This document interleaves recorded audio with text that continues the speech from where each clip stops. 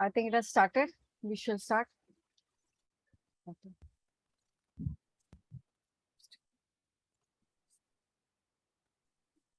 Yep. So, good evening, everyone. Again, we are here for the session 19, day 19 of the NEP series of National Education Policy 2020. Since the inception of this series, I think we have discussed a lot about what is NEP actually and what are we going to discuss on this, what are the regulations that we are going to follow.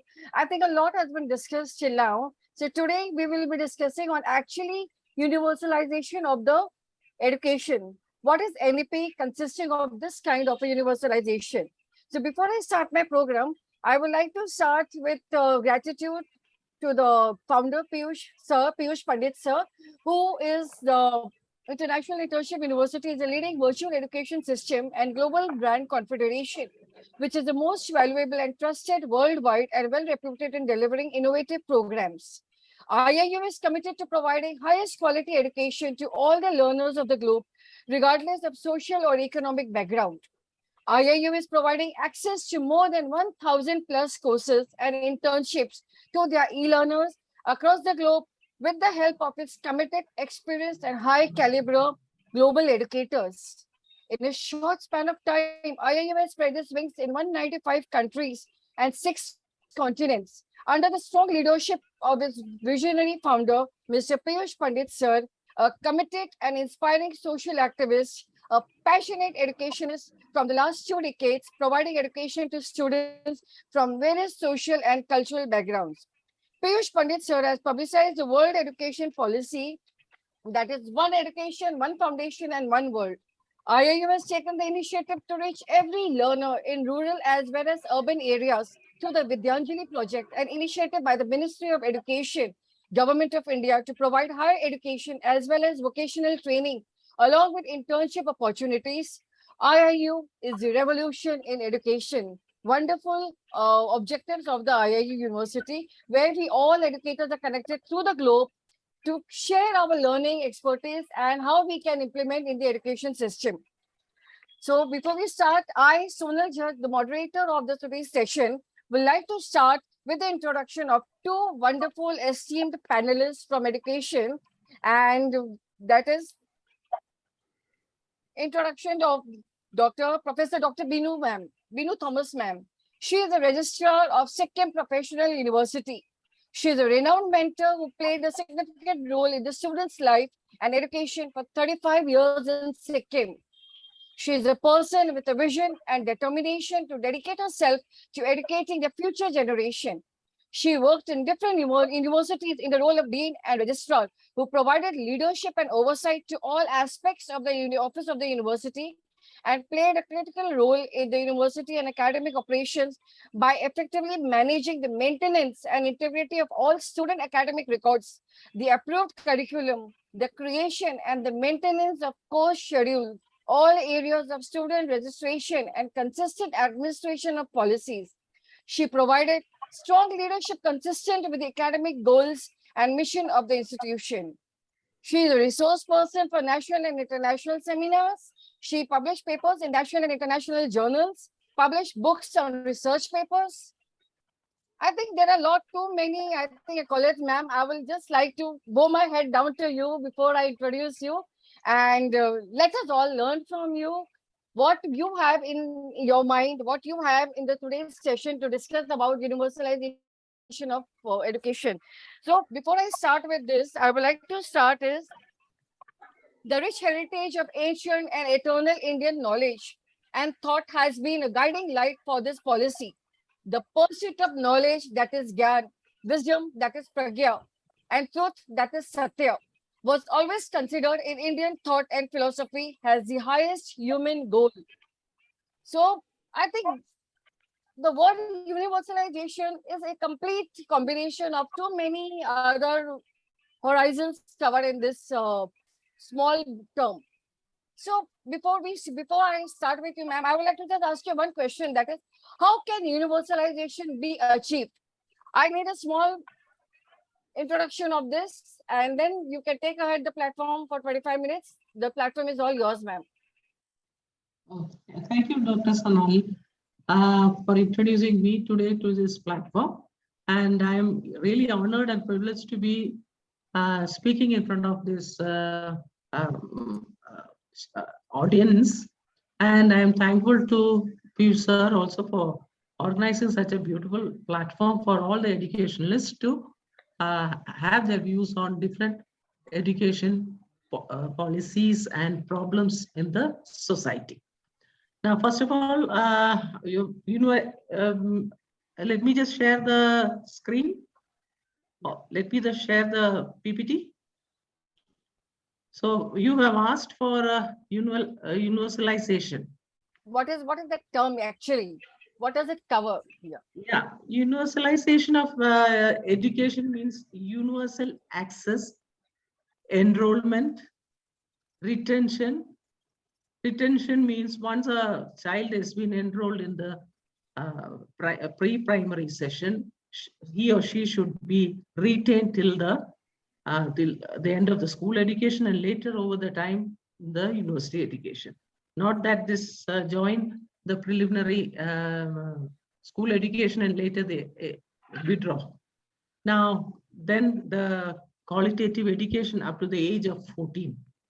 Elementary education has become a justifiable fundamental right. The provisions contained in the Constitution of India insist on providing elementary education to all the children. That is meant for universalization. Universalization of retention also reveals a child who joins primary school or he or she should remain till he or she completes all their primary education as well as the higher education. So this is basically related to the universalization of education. And as you know, education is a very powerful weapon for the transformation of society. So this new concept of the universalization of education under the NEP 2020, it's very important for the present society as the universalization of education has different components, which I will discuss in this platform coming on. So I hope you got the basic knowledge of universalization of education.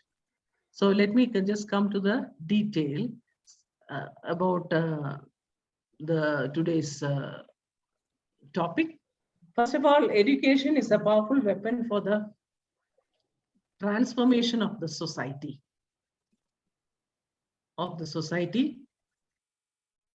If the country has to move positively, then education has to be given more importance. So universalization is meant for bringing up the education after making provision for children. Next thing is to see how to enroll all the students in the primary schools who attain the educational age. So with this universalization of enrollment or provision or retention or participation or achievement, the final goal for the program is to universalize education from preschool to secondary level by 2030.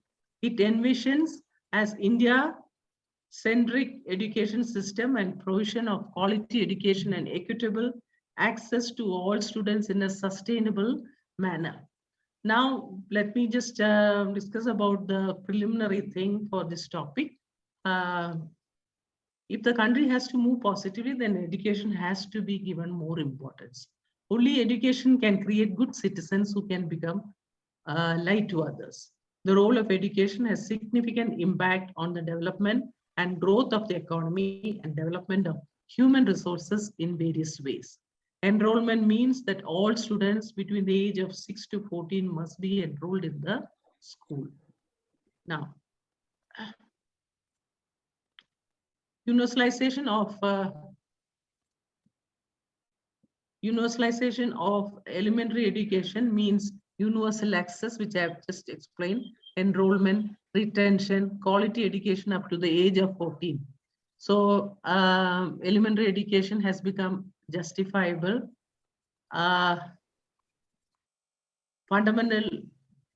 justifiable fundamental right. The provisions contained in the Constitution of India insist on providing elementary education to all children. So universalization of retention reveals a child who joins primary school, he or she should remain there till he or she completes all their primary education. The provision contained in the Constitution of India insists on providing elementary education to all children. Now, next, when we talk about the evolution of education policies, the colonial education policy, I'm just going back, was continued in India till the year 1963. In 1964, the government of India realized a need to change the education policy that was followed. So it created a commission under the chairmanship of Professor D.S. Kothari, which is Kothari's commission from 1964 to 66, which is a continuous process forming an integral part of the total system of education, which is intimately related to the educational objectives. So based on the recommendations in the year, an education policy was being framed in 1968. So let me just start with 1968 national education policy. That is National Policy of Education. It was set NPE, National Education Policy. It gave importance on compulsory education of children up to 14 years of age. Number two, free elementary education because of the existence of poverty in India. So as we know, so many pockets of India, different states, you have pockets of people who are living in poverty. So this policy, National Policy of Education 1968, has clearly focused on free elementary education because of this poverty. Change in the salary scale of teachers so that there is an improvement in the education field. That is also very important. Teachers also should be motivated, or incentives should be given so that they can do very good performance in bringing the children to the school and then engaging them quite well. Now, next one, to bring uniformity in the educational system with a 10 plus 2 plus 3 system to be followed. This was 1968, which was been continued till now. For the national integration, 3 languages have to be considered, including English and Hindi as compulsory, and 1 regional language. Now, moving on to the problems of Indian education system. In education, India suffers from various drawbacks. First one is the shortage of teachers. As I said before, the critical features, the change in the salary scale of education, so the scale of teachers, so that there's an improvement in the educational field. So this shortage of teachers also is more or less related to this. In India, the education sector's main problem is the shortage of teachers in the education field, either because they are posted in the remote areas, they do not want to leave their family and do the teaching, or they are not paid well. Then next one, methods of teaching. That is, teaching methods are not well developed in India. There is improper training for the teachers, and methods followed in the institutions are not well organized. And at the same time, the communication between teachers and the students are also not good. That is also one of the reasons for the methods of teaching, which is not being improved. Then next one is the financial problem. Many of the children are deprived of school education because of poverty in the economy. Many of the students who have dropped school education are because the family has low income, which is insufficient to lead their life. So they are put to some sort of job so that they can earn money for the family, or they stay at home doing nothing. The next one is the quality of Indian schools. In rural areas, the school exists without teachers. That is the main problem. The teachers do not want to get to work in the rural areas. Why? Because they have their families, or they want a better living, They want to send their children to the better schools. So that is the problem.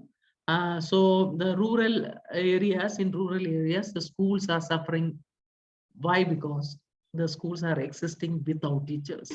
In some schools, the students are overcrowded and there is no infrastructure facility for the students. That is also one of the problems in the Indian schools.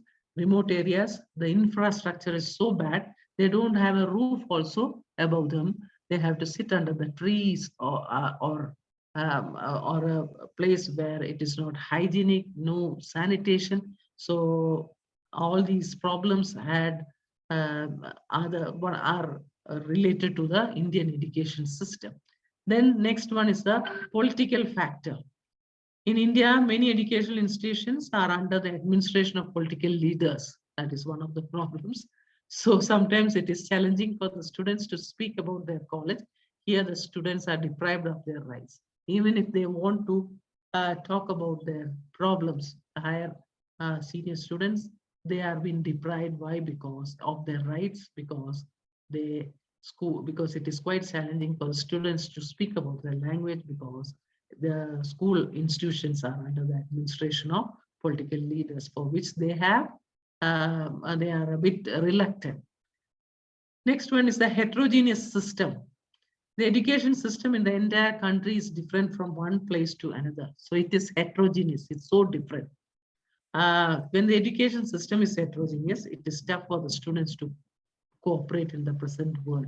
So when it is so different at different places, the children are finding it to cooperate in the present world.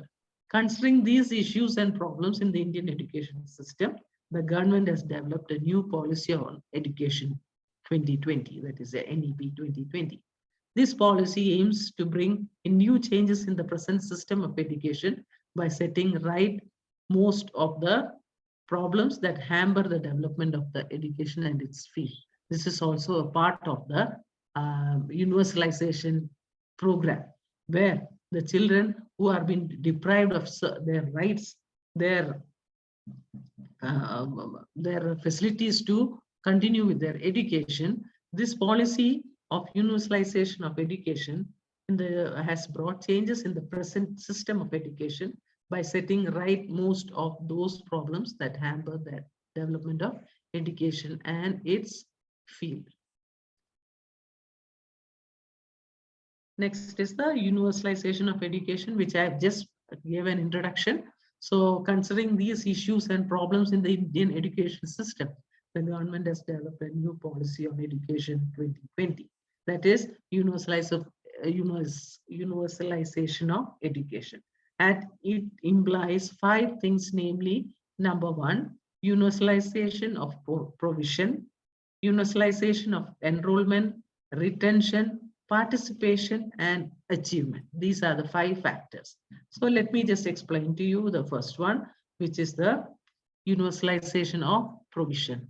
This implies the adequate school facilities should be provided to the children, to all children between age group 6 to 14 in the country. That is very important. So there are problems in the remote or rural areas where the infrastructure is poor. There are schools running without teachers. So these aspects are to be looked into by the government, and incentives should be provided to the teachers so that they can go and work in the remote areas. So if the teachers are being provided a place for their accommodation, and if it is safe enough to stay in that place, we will find that most of the teachers will move out to the rural areas, and then they can go ahead with their work. So this implies so it means that the primary school should be set up within 1 kilometer from the habitation of the child, and it needs to open a large number of schools throughout the country. So because of the transport problem, the rural areas, you need to have schools set up in 1 kilometer from the habitation of the people living or where the children are to be educated. So you need to open a large number of schools throughout the country. That is universalization of provision. Next one is universalization of enrollment. After making provisions for children, next thing is to see how to enroll all the students in the primary schools who attain educable age. That is, government has decided to enroll all children of the age group 6 to 14 in primary schools. All adequate and fruitful steps have been launched to bring all the children from every nook and corner of the country to the arena of the school. So this new education policy, new policy of education in 1960 assures to enroll all the students up to the age level 14, even though it was not a successful mission, but it was started in 1986. Next, so once when the students have been enrolled, you need to see whether they have been retained in the school. That is universalization of retention. Simply enrolling of children in school will not suffice in the way of universalization. The success of it lies then the enrolled 32 of the education and the school organization children remain in school stage till the completion of school studies. Say, suppose if you're enrolling a certain number, I've just given a 32 number or any number who have enrolled in the school in the pre-primary, you have to see that these children remain in the school state till the completion of school study. But if the child leaves education before completion, the idea of universalization of education, here we are talking about primary education, cannot be successful. So this is also one of the focus of universalization of education, where we can improve the quality of education or can get the society educated right from the beginning. Next one, number 4, the universalization of participation. For universalization of elementary education, participation of community is quite inevitable. The community is to be mobilized to take the responsibility of identifying its own needs and to take decisive role in ensuring the implementation program of universal elementary education. So for the elementary education, the society, the community need to be mobilized to take the responsibility for identifying the problem and to take a decisive role to ensure that all the policies are being implemented or ensure the implementation program of all these universalization of elementary education. Then only for better and effective program, for better and effective participation of educational administrative personnel, educational administration needs decentralization. So the powers need to be given at the lower level. The powers need to be decentralized. So personal administration needs decentralization. Educational administration needs decentralization. For any problem, they need not have to go to the higher authorities to get their problem sorted. As a result, the administrative people related to primary education will be accountable to local community and in turn. So if the power has been educational administration,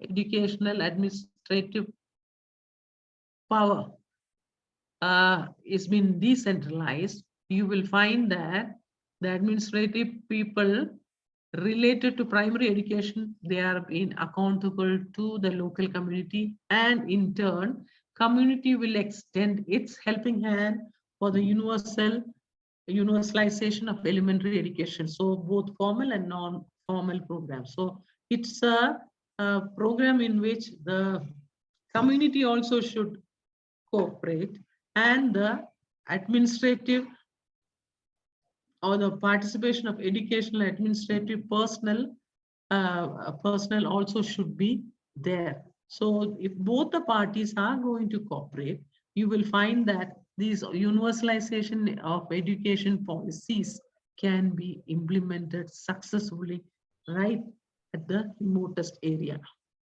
Next one, number 5, universalization of achievement. So you're doing You have so many participations, you have retention policy, you have enrollment policy, then provision, all these are being done. And finally, you need to see what is the achievement of this universalization of education.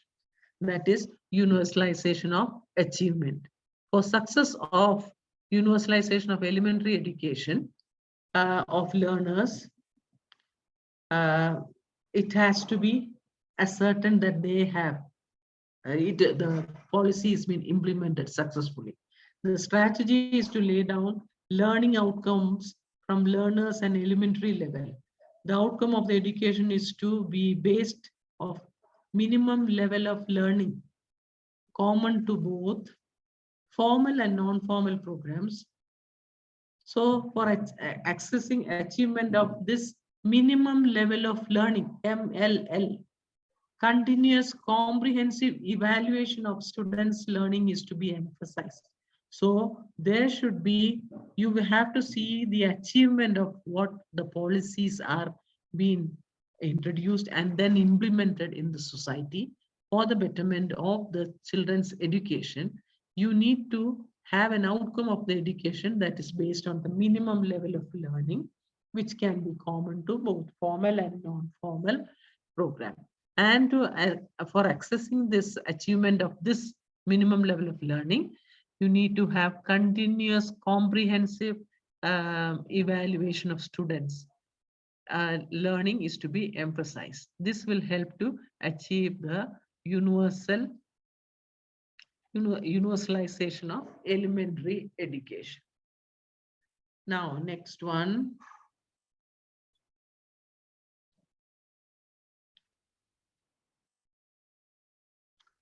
The National Education Policy 2020. Now, I have just come to the present need. That is, we'll start from school education. To improve the education system, the government came up with various measures introducing new education policies. So we have seen all the problems. What are the different areas that needs improvement? So by implementing universalization of education, what are the things that we could, that how can we implement it successfully? So over the past time, we had from 68 till 68 to 8 or 68, we had one policy of education. Then you have 86, you had another policy. Now the present, by focusing on all the problems, by seeing the problems of all these educational policies which has been implemented in the society, government has taken another step. The new government has taken another step, new education policy 2020. Now, starting with school education, to improve the education system, the government came up with various various measures introducing the new education policies. The new education policy of 2020, which the government of India is introduced, is based on the committee's recommendation, which Dr. Kahisragan, former ISRO chairman, headed this policy, headed this. He was the person who headed this. Kastur Bergen, who was a former ISRO chairman, who headed this new education policy. This policy is a replacement of the education policy, that is the previous education policy of 1986. The new education policy 2020 emphasized the holistic development of the students. That is the focus. The NEP 2020 goes positively, bringing equity, quality, and solid fundamental learning in the education sector. According to the needs of the present generation, education has become flexible, multidisciplinary, etc. The NEP 2020 gives importance to early childhood care and education, higher education, etc. The new education policy has different education stages. So, education policies. So every child age 3 to 6 has free, healthy and high quality education, child care in the education by 2025. Then when we see the new early childhood care and education, that is ECCE, which has a structure of 5 plus 3 plus 3 plus 4. It includes the fundamental stage, preparatory stage, middle school stage, and secondary school stage. So the main objective is number one, every child age 3 to 6 years has free, healthy, and high quality childcare and education by 2025. This aims at the overall development of the child.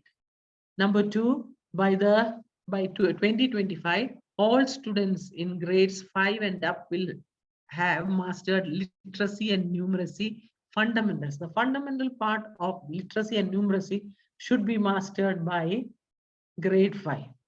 That is the next one. By 2030, all children aged 3 to 18 will have access to free and compulsory standard school education. So all these are focused for the coming years. By 2022, curriculum and pedagogy would have changed to promote holistic growth and 21st century skills such as critical thought. So in the olden days, the children were given few questions and they learn it by heart and bring it and then write it down and they go back. They just don't know what they have done. But it is changing. Now the question paper is also changing. It is based on problem. You have questions, problem solving questions from each topic, which will be asked in the board exam and other exams. The children have been given practice for this problem solving questions where they have to use 21st century skills such as critical thought, imagination, scientific temper, communication, teamwork, multilingualism, problem solving, ethics, social responsibility, and digital literacy rather than rote learning, which was being done over the years. So this method of promoting holistic growth, which was being introduced in the Western countries.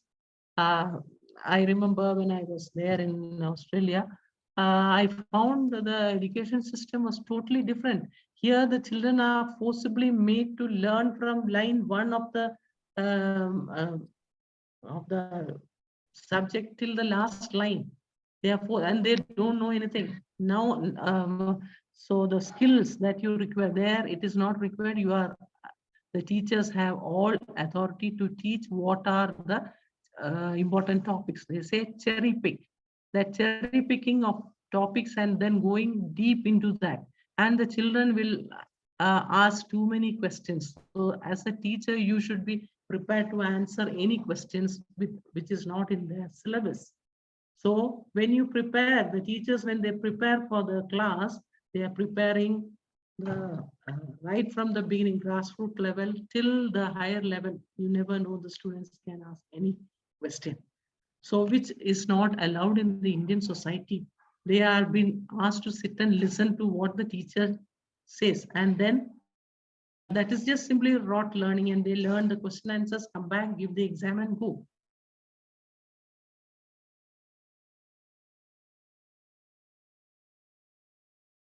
Imagination, scientific temper, communication, teamwork.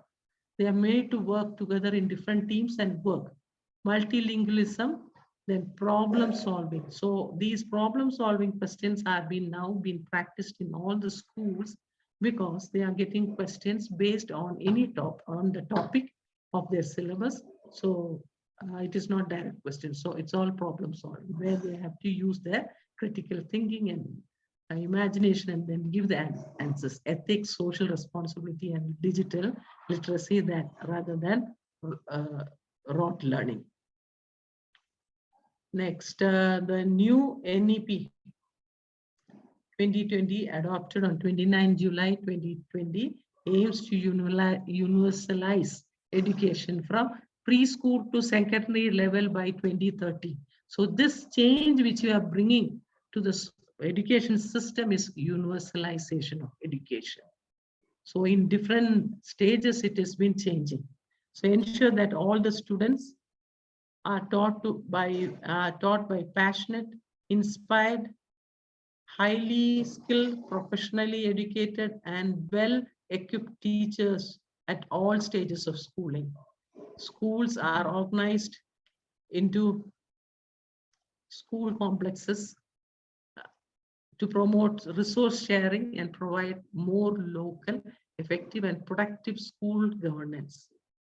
So the Union Cabinet, chaired by the Prime Minister Sri Narendra Modi ji, approved the Education Policy 2020. The new policy aims to pay for transformational reforms in school and higher education system in the country. Now, I am discussing about the main objective in NEP 2020. I missed a few points. That is, ensure that all students are taught by passionate, inspired, highly skilled, professionally educated, and well-equipped teachers at all stages of schooling.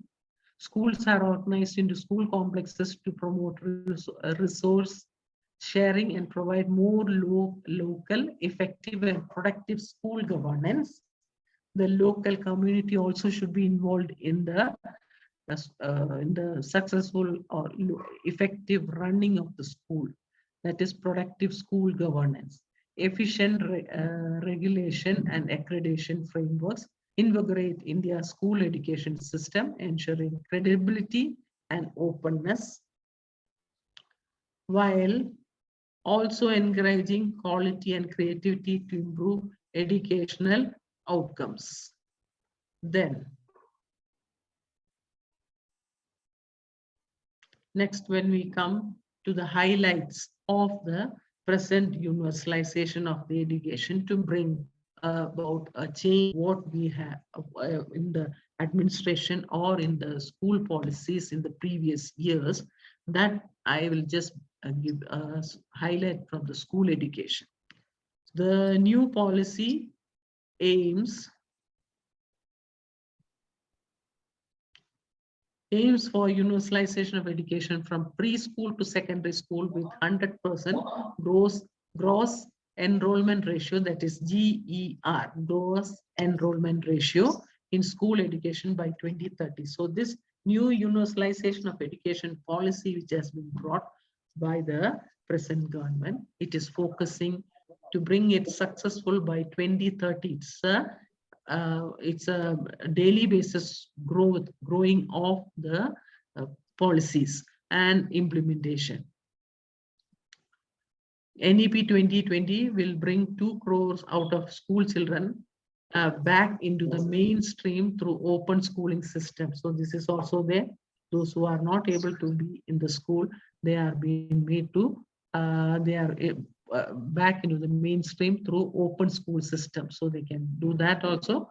The current 10+2 system to be replaced by 5+3+3+4 curricular structure corresponding to ages 3 to 8, 8 to 11, 11 to 14, and 14 to 18 years respectively. I've got a picture here. I hope it is clear. So you have, previously we had existing academic structure was 10+2. Now, new academic structure, it focuses on 4+3+2+3, that is new pedagogical and curricular structure. 5+3+3+4, that is 3 years in the Anganwadi or preschool and 12 years in the school. The secondary school, that is multidisciplinary study, greater critical thinking, flexibility and student choice of subjects. The middle stage, that is 3 years, experimental learning in the sciences, mathematics, arts, social science, and humanities. Preparatory stage, that is play, discovery, and activity-based and interactive classroom learning. foundational stage, that is 5, multi-level play activity based studies. This will bring down the two uncovered age group of 3 to 6 years under school curriculum, which has been recognized globally as the crucial stage for development and mental faculties of a child, faculties of the child. The new system will have 12 years of schooling with 3 years of Anganwadi or preschooling. If now too many Anganwadis have come to existence, so the children from any income strata can start their schooling right from an Anganwadi, 3 years. Emphasis on fundamental literacy and numeracy, no rigid separation between academic streams, extracurricular vocational streams in schools, vocational education to start from class 6 with internships.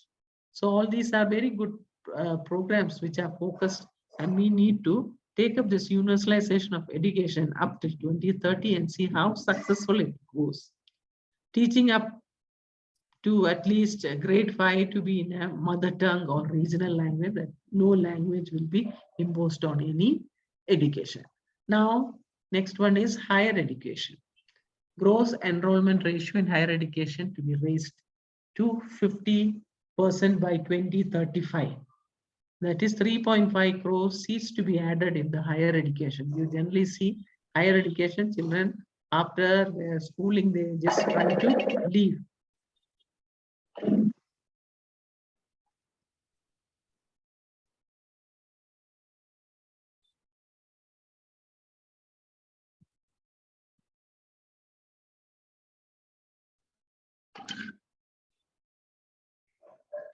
Then, sorry for the policy envisages broad, multidisciplinary, holistic undergraduate education with flexible curricula, creative combination of subjects, integration of vocational education, and multi-entry and exit points with appropriate certification within this period. Academic bank of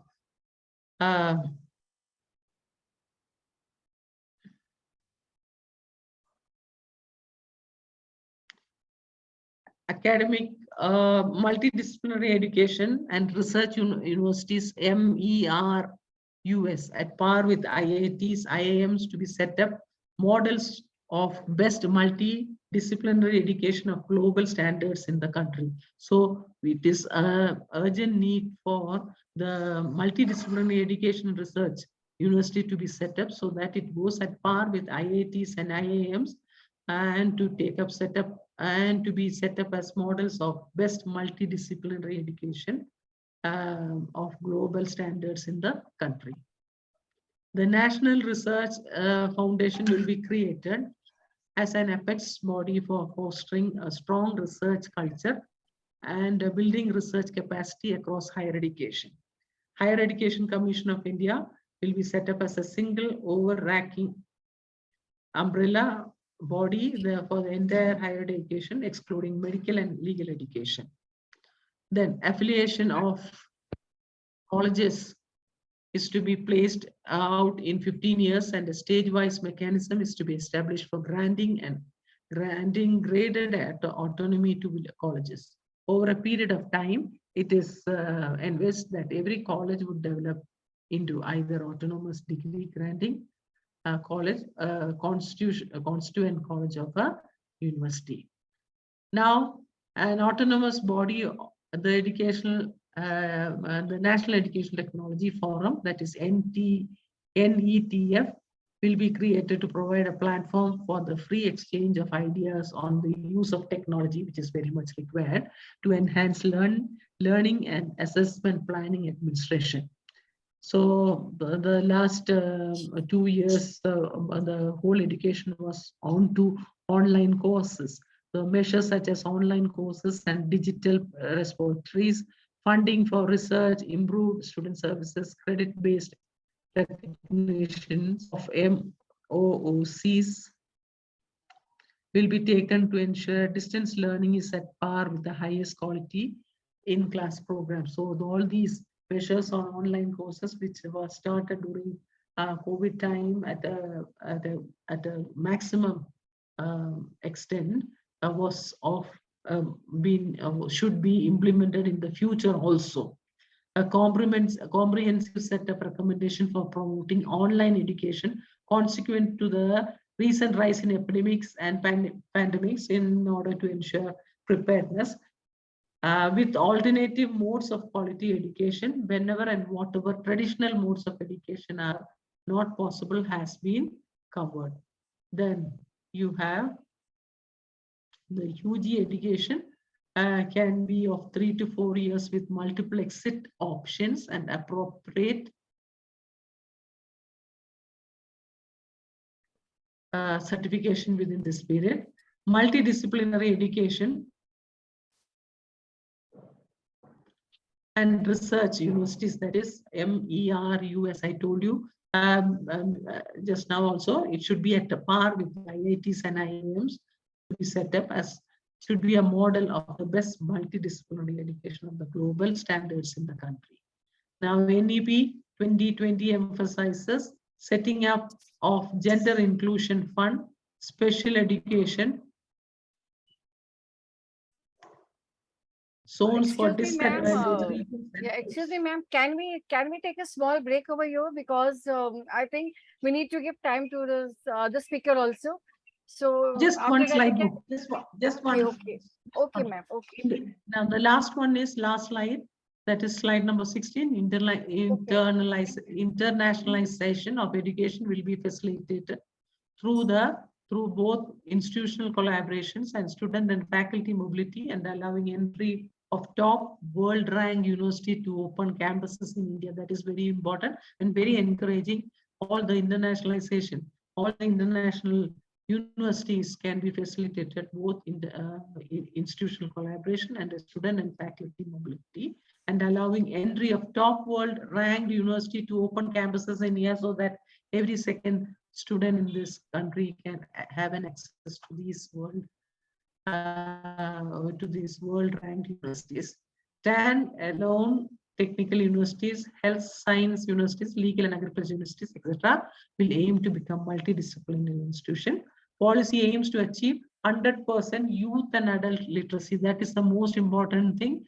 The universalization of education up till 2030 or 2035 focuses on the policy aims to achieve 100% youth and adult literacy. Thank you.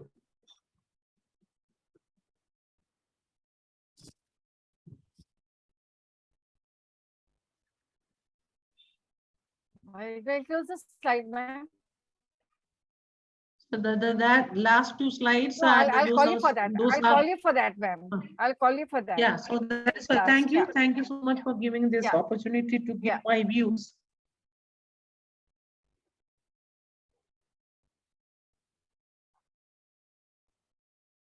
I'll call you for the other two. Yeah. Thank you, ma'am. That was, I think you have covered each and every aspect of the universalization, just like a globe of a universe. So before I give a review of your presentations, in the meantime, can we have Rupali ma'am to start the session, and then together I can give a review with both of you. So here I would like to invite another expert on this topic. That is, I think, Dr. Rupali Damdare. Dr. Rupali Damdare, a dynamic, phenomenal principal who knows how to lead difficult but critically important situations, goes beyond the day-to-day demands of her position to create an exceptional educational environment. With 7 years of experience in banking and 20 years in the education sector, from the teacher to the principal, that's a wonderful journey, ma'am. Dr. Damdare is best described as an inspirational leader. She has a way of motivating teachers and students alike to work hard, keep a good attitude, and be socially responsible. She believes teaching is just not a profession, but a platform to be resourceful, thereby helping to push the community into raising responsible citizens. Dr. Rupali Damdare is currently the principal at Trinity International School. Her formal experience in education dates back about 20 years, but her study preparation goes back much further. She has earned master's diploma in journalism and communication from Symbiosis, Bachelor of Education, University of Pune, Masters of Science, University of Sikkim, and PhD in Analytical Study of Teaching Pedagogy, University of Tonga. To her credit, she has been recognized and awarded with many rewards. I think from banking to education to a vast variety of different stages in different sectors. So let us listen from you, ma'am. What is actually universalization of education, ma'am? The platform is all yours. Thank you. Thank you so much, ma'am. And I'm humbled and honored for the wonderful introduction. And thank you, IIU, for this platform. And yes, I think ma'am has covered almost all the points. But when we talk about education, we're talking about learning also, which is associated with it. And learning, I think, starts even from the time the child is in the womb, isn't it? So learning and education, I believe, starts right from that point. Now, how did education change and how did it become? Because I don't have a presentation. I'd already shared with Sonal ma'am. I would like to just share the bits and pieces from the history, how we've been there and how where we are today. So looking at that, education started with the basis of learning. Earlier in the historical times, education or maybe formal education was only for the privileged, families maybe, or across the globe, I think. That was the system. And a blacksmith's son or a daughter would learn that trade. A baker's son would learn that trade. So that is how it was being done. And skill was the base of education all through. Skill-based education has been the very basis of the education system right from the beginning. Somewhere down the line, what happened, we realized or we thought that sitting on a table and chair and learning from books is only education. And that is where the perception changed. And that is where we started thinking that this is education. And being a potter's son and doing pottery is not education. Being a blacksmith's son and doing that is not education. Being a farmer's son and being a farmer is not education. That is where we completely went wrong. And that is where we have now again back to I would say, we are back to our senses. And we are realizing that, yes, this is education. And we are getting these skills back to our children. We are talking to them about bagless days. We are talking to them about skill education. We are talking to them about including all these things. We are talking about inclusive education. We are talking about experiential learning. What is all this? This actually is the base of our own system. If we I'm sure the learned people on this platform already know that the NEP quite resonates with the Nai Talim policy that was formed by Gandhiji long back. Okay, so we already had it with us. What went wrong? We kind of, thought that the white collar job, sitting on a table and a chair, only that makes a person educated. And that is where we went wrong. And that we started considering as education, that we started considering as, only those people are educated. Even if they didn't have skills, it was still fine. And the people with the skills, but no formal, I would say, education were considered as, illiterate people. But where is the literacy taking us today? We are actually getting back to the same system where we were. So I think it is best to stick to our roots. I think it is best to stick to our culture, where we were, understand that. And there is no shame, believe me. Even if our children today actually do some farming, if our children today actually do some pottery, if our children today actually learn from what is happening around, they actually play in mud, they actually are related and grounded and more one with the environment and with the culture and the system that is there around. Every country, I think, the destiny of the country, they say, depends on the education system of that country. Yeah. So India, as they used to say, Sone ki chidiya, it was not just because of the wealth, it was because of the system and because of the learning and the skills that were passed on from one generation to the other. So I think somewhere down the line, we have forgotten that, and now we are trying to revive that. Yes, we are talking about education happening outside, but we already had it with us. If we look at our own systems, if we look at Gurukul, even if we look at ancient India education, wherein we are talking about universalization, wherein whether it was a king's son or a pauper's son, they all went to the Gurukul.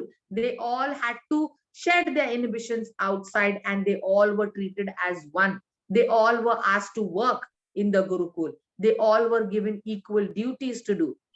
That is what made them better human beings. And yes, when they returned back, then they took their own positions and then they started. Ma'am, you're mute.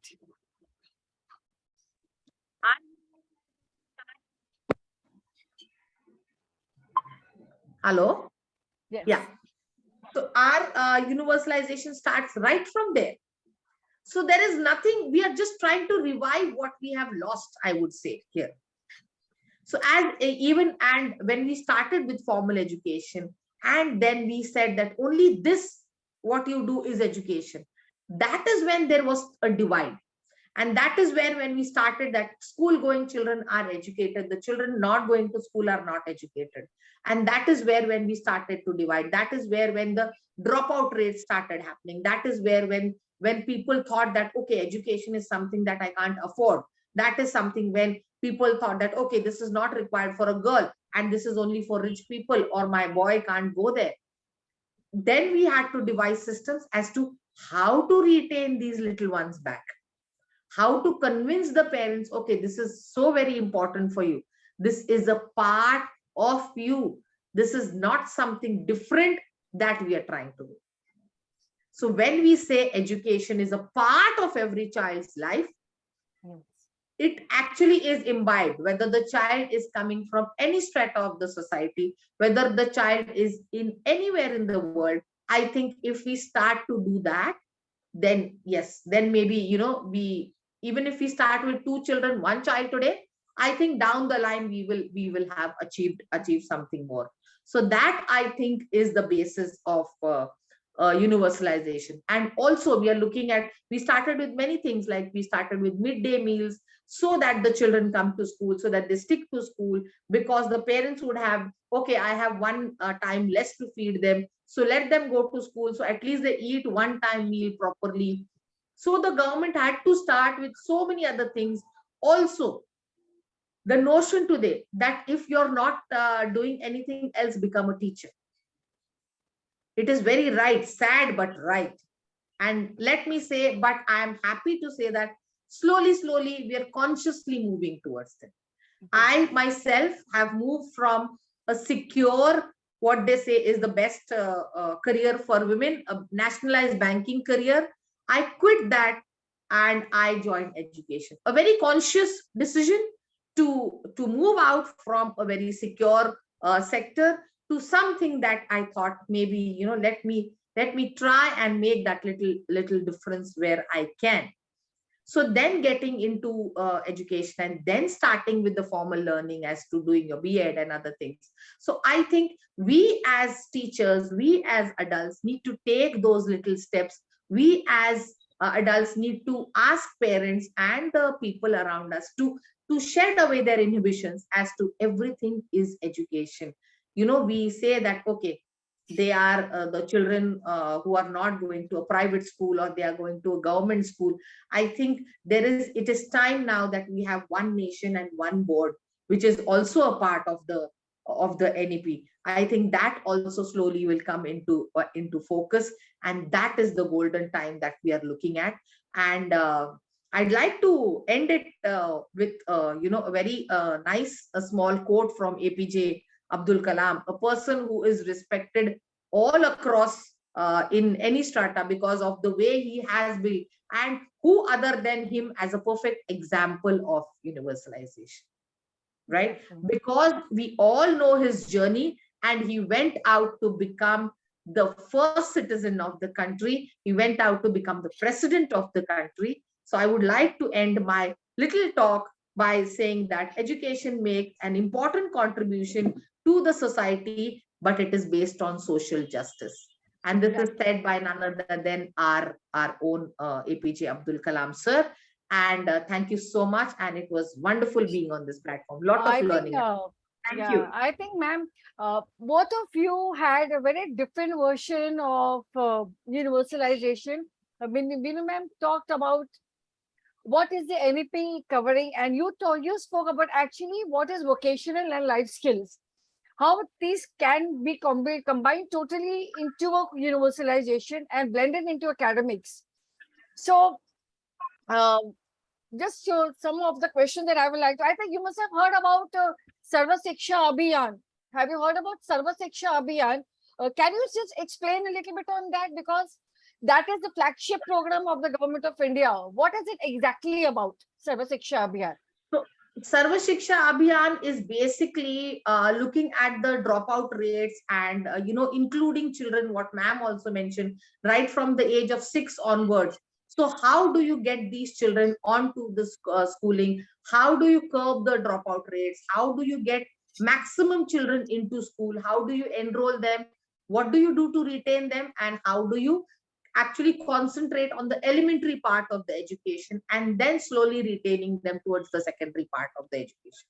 So Sarva Shiksha Abhiyan is actually an umbrella where we are inviting children from all the areas, from all the stratas of the society, including and trying to get them together under one umbrella.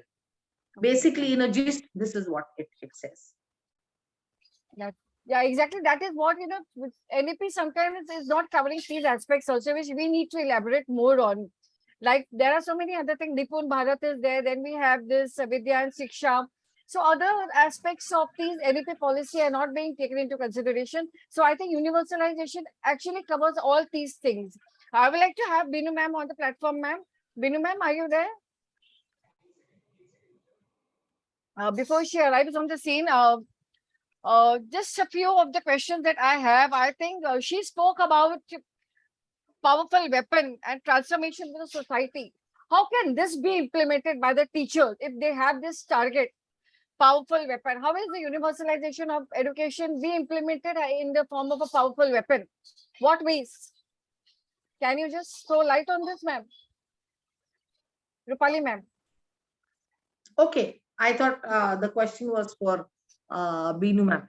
The teacher today is actually very powerful, and we need to empower our own teachers. If we kind of give them that liberty and not tie them down to the completion of the syllabus. And yes, I do understand there is pressure.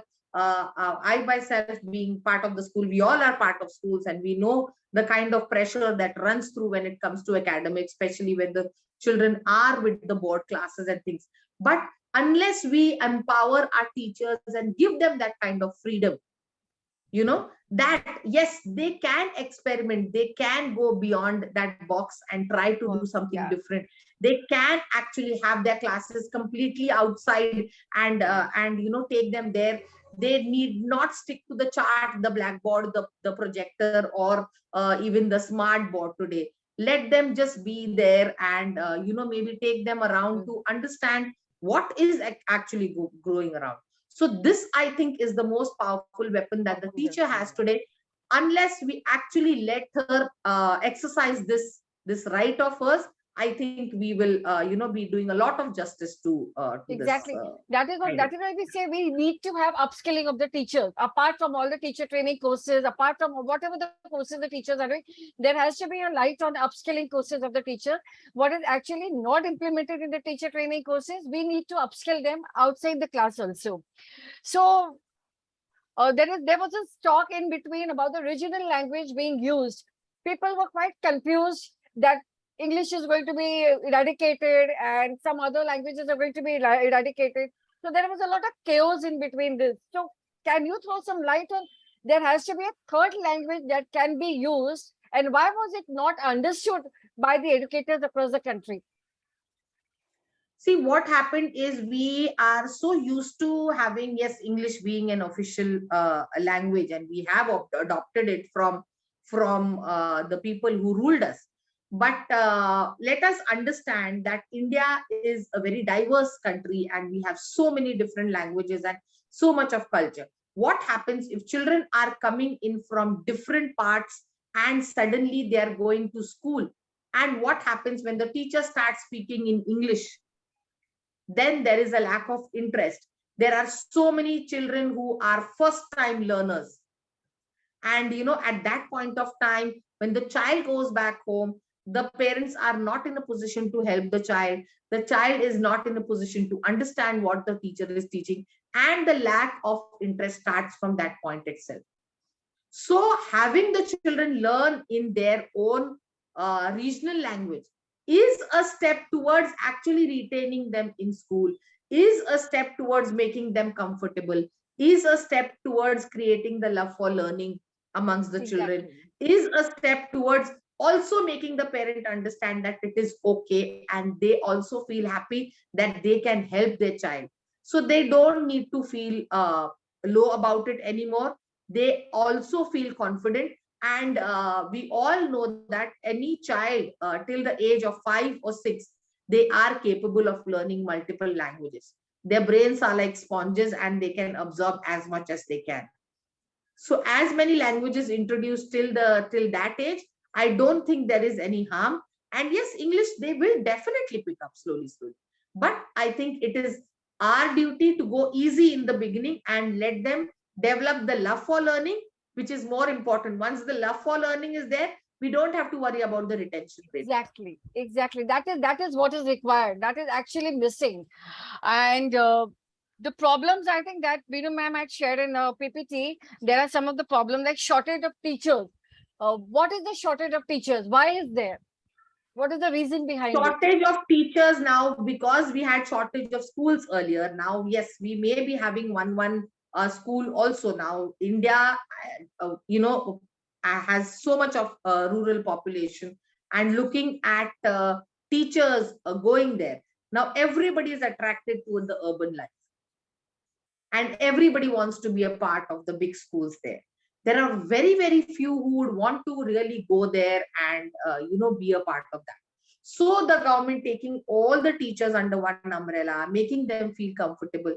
The teacher also is a human being, understanding his and her rights and giving them that kind of confidence and comfort will have more teachers moving towards the rural area as well. And there is a plan definitely that every school has at least 2 teachers down the line.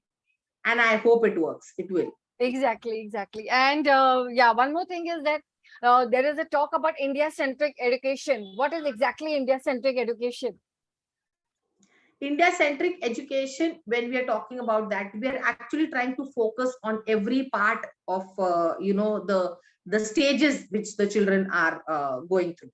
So they are trying to focus on the elementary one where the children are learning the basis and what is the importance over there. Now, even ma'am explained about how it has been, it changed from the 10+2 system to the 5+3+3+4 system.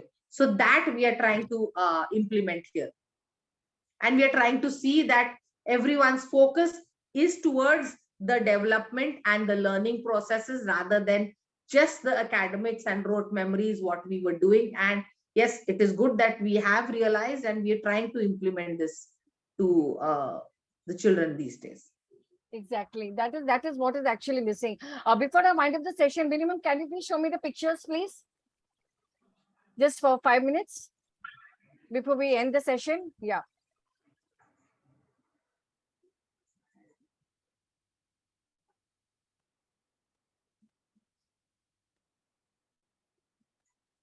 I think you can take the next picture, ma'am. The next one.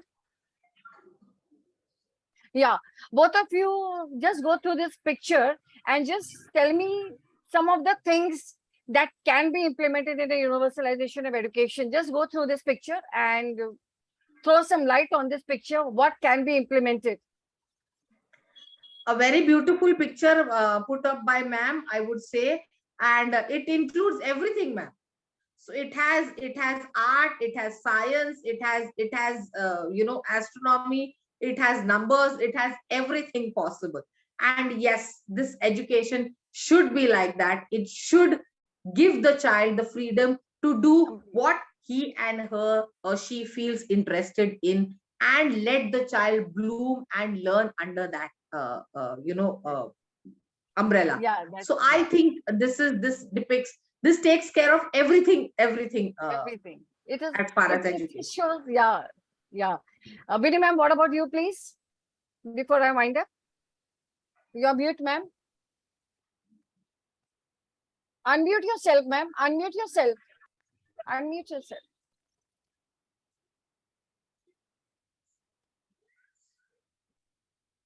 This gives a holistic growth of the society or for the children, where we can see, we can foresee that India will have the highest population of young people in the world over the next decade, and our ability to provide high quality educational opportunities to them, which will determine the future of our country.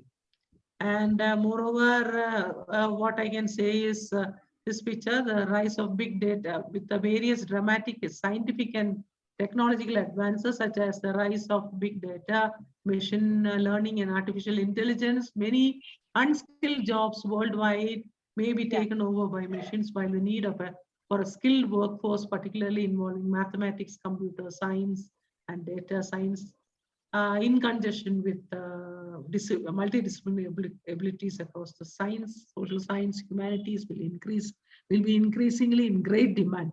So you will find that all topics are being covered under this NEP, under this umbrella, and with the other aspects of the society also.